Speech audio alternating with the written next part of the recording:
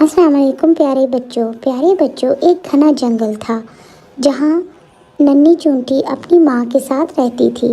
اپنے گھر کے قریب کھڑی سوچ رہی تھی کہ برسات اور سردیاں اب قریب ہی ہیں۔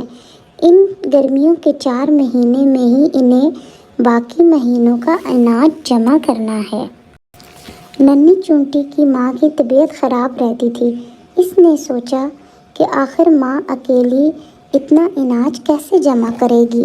کمزوری کی وجہ سے وہ وزن بھی نہیں اٹھا پاتی۔ پریشان ہو کر اپنی خالہ کے پاس آئی اور اپنی پریشانی بتائی۔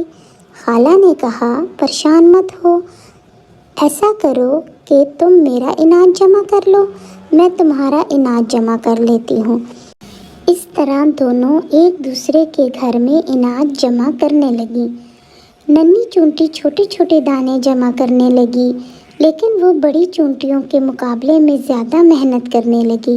بڑی محنت کے بعد آخر میں خالہ نے اناج جمع کر دیا تو ننھی چونٹی نے کہا، خالہ آپ نے بہت اناج جمع کیا ہے، شکریہ۔